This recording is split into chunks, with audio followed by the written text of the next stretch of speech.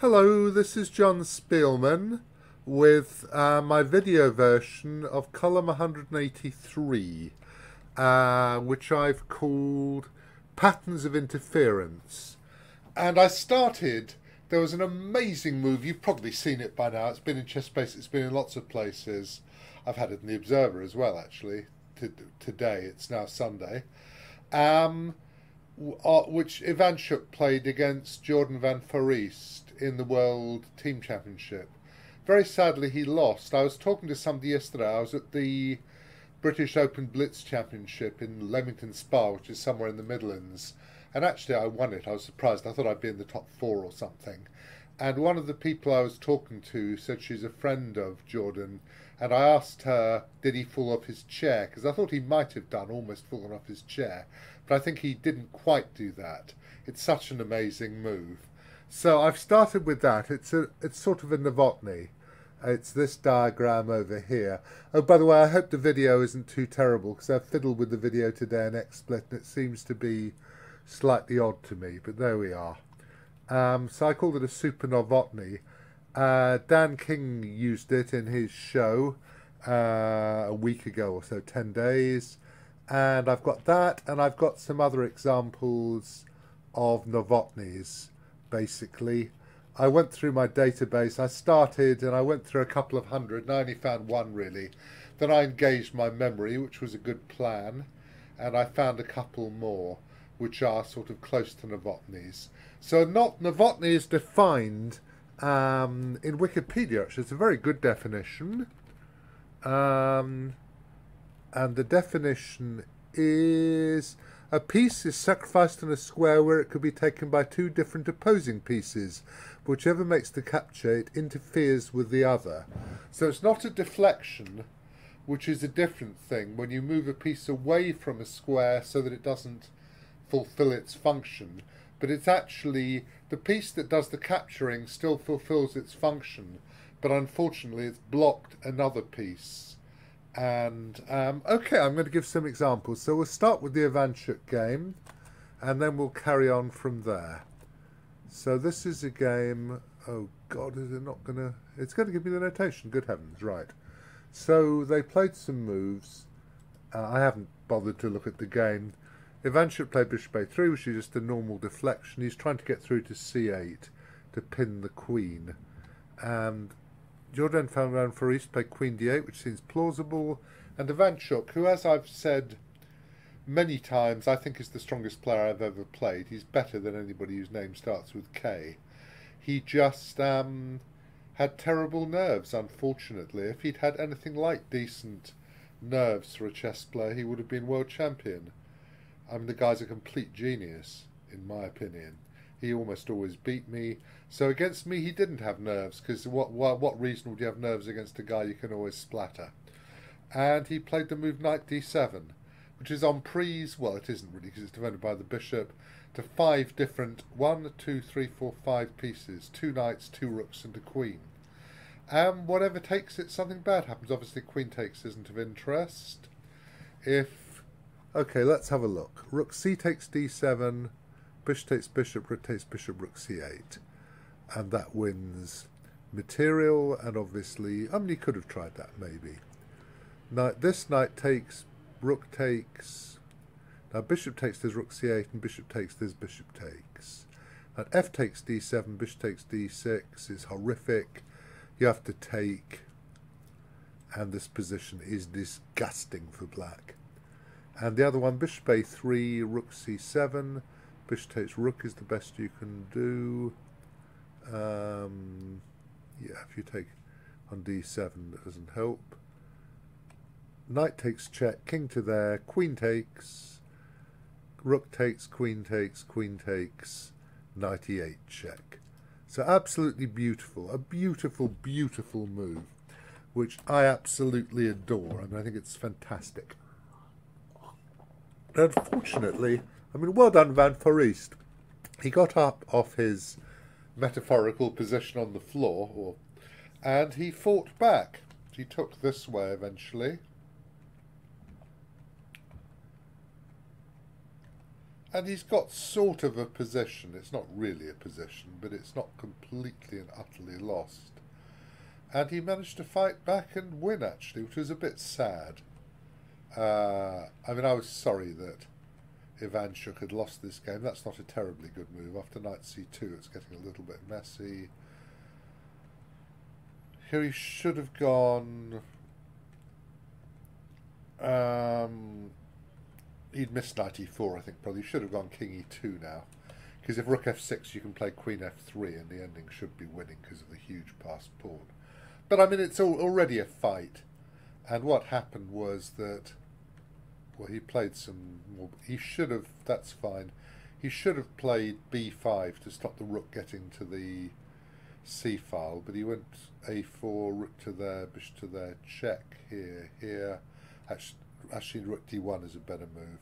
And bishop d3 was a mistake. Apparently h3 is still winning, but I mean, you know... well, all right, if it's winning, it's winning. But I mean, you know, it's got to be a mess by now. After rook to here, actually black is winning, sadly. Check here, in, queen takes that. Is he actually threatening at this point? Probably knight h3 and knight h2 and knight f3 check. So if you went here, for instance, you'd go check here, check here, check here. And obviously that's going to be winning and take it.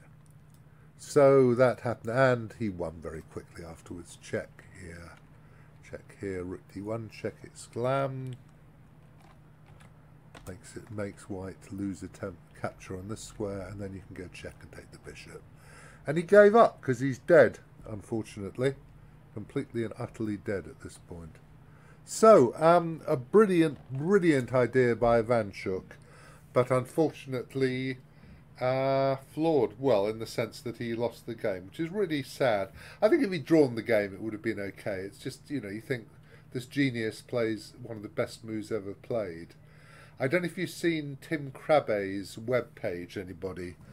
Tim Krabbe has a webpage of the 110 best moves. Have I got this? I haven't. Sorry, I haven't got my browser open yet, but I'll do that. So if I put in Tim Krabbe,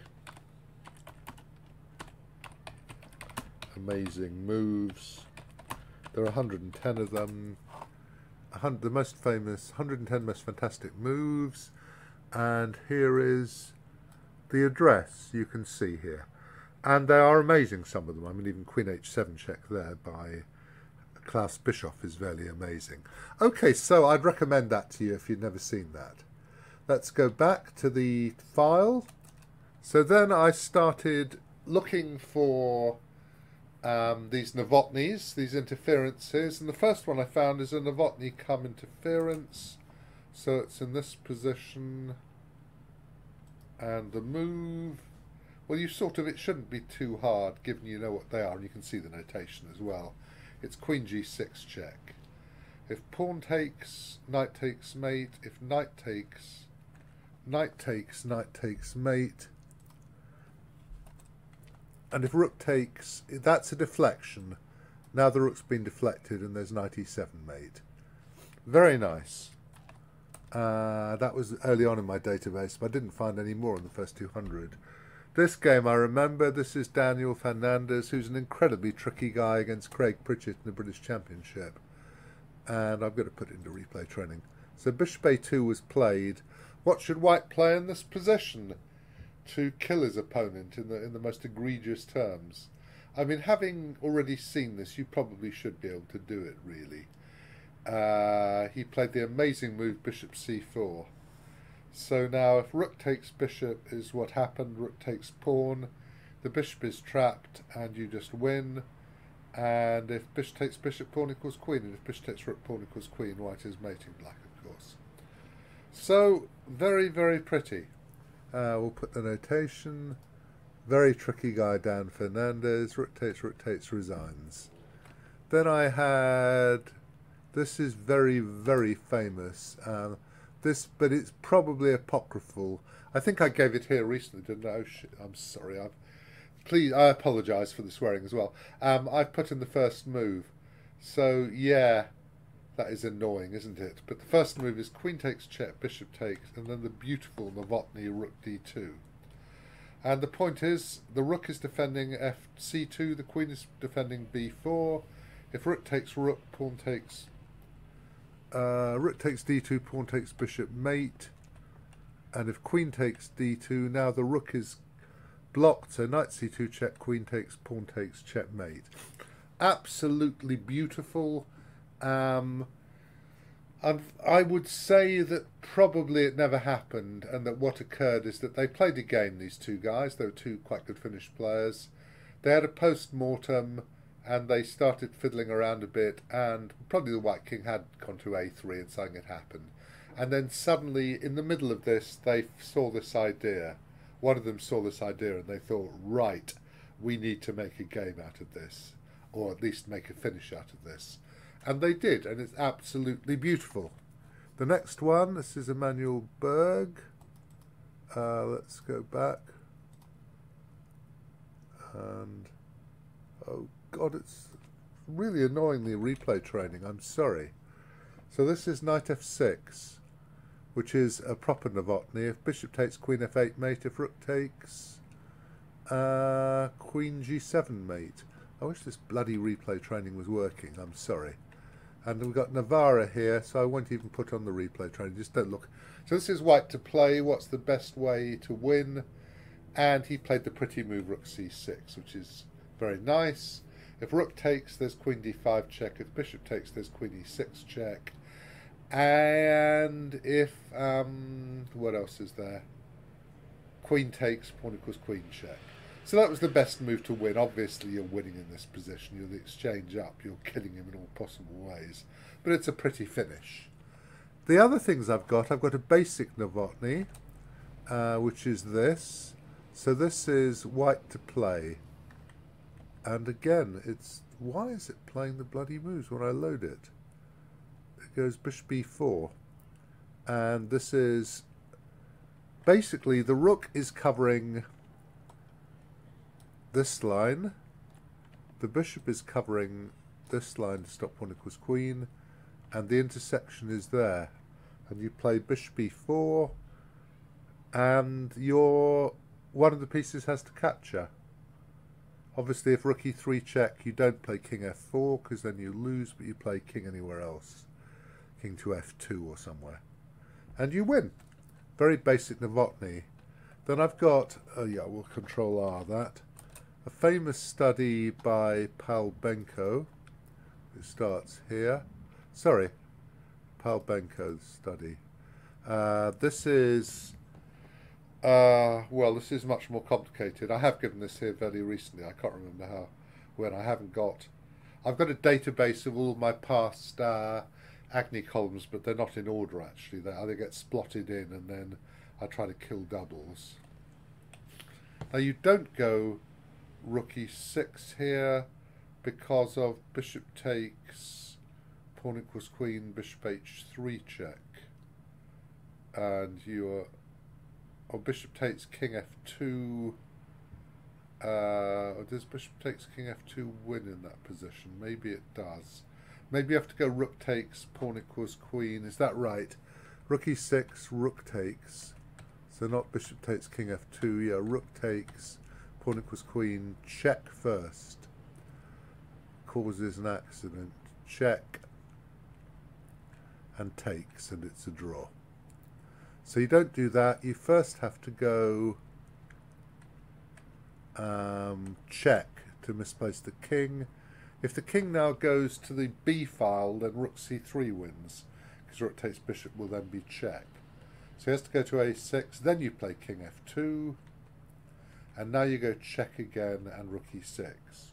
And because the king's an f2, there isn't this trick with bishop c4 check and rook e2 check, so now you win. Pawn equals queen, check, king g1 actually, strangely, king e3, bishop takes G8, E8 equals queen, rook E6 check, and actually king G1, I believe that there is something that draws here. This is also bad, but I mean it's not very important. Obviously it was important to Benko that his study should be sound. Takes, pawn equals queen, and I believe that there is a move in this position, which is, no, it's that, wait a minute.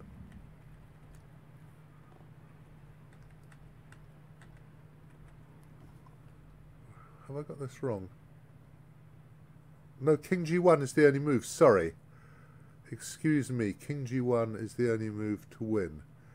King G1 exclam, promote variation, that's right, I'm sorry. King G1 is the only move to win, because if you go king G3, bishop takes rook, pawn equals queen, then amazingly, not bishop B6, but you play rook F1, exclam, equals. And you can check this with a table base. So, I mean, that's not really part of the study, and we'll put equals there. I didn't know that was right. So you have to go to G1, actually, and then after pawn equals queen, you are winning, because there's no rook F1, and basically there's no defense here.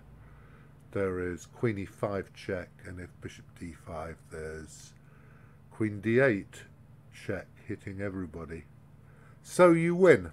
Very nice study. Sorry about muffing the end again a bit. Right, and finally, I've got a beautiful, beautiful problem by Milan Vukcevic.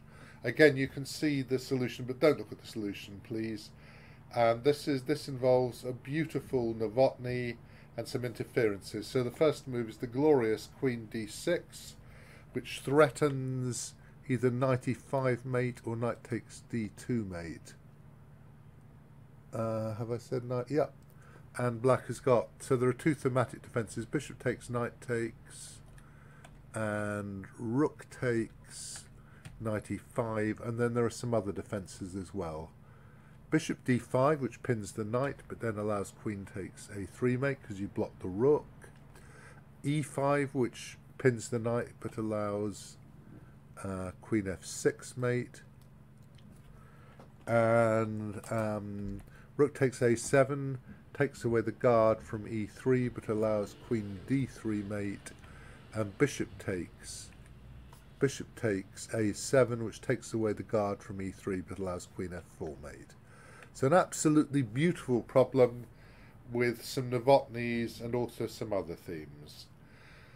So the Novotny, I don't know, pure Novotnys maybe aren't, I don't know if they're more or less common than interferences of various sorts. Often you have forced interferences. You maybe force an interference where one of two pieces has to move, and that is not a Novotny, it's an interference, but it's also very pretty. Okay, so I hope you've enjoyed this. I hope the video isn't too rubbish. And I will be back. I'm doing this today, which is December the 4th, I believe. And I will be back on the 18th with something else for your delectation. Okay, cheers then.